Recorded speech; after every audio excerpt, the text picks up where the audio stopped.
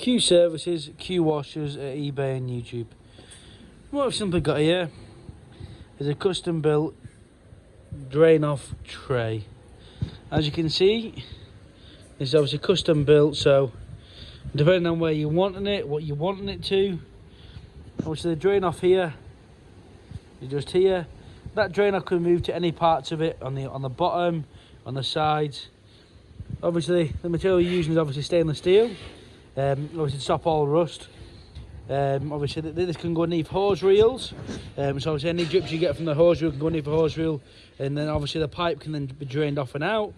Exactly the same, you can have exactly the same, but we could put nozzle holders, nozzle jets, you name it, we can build it.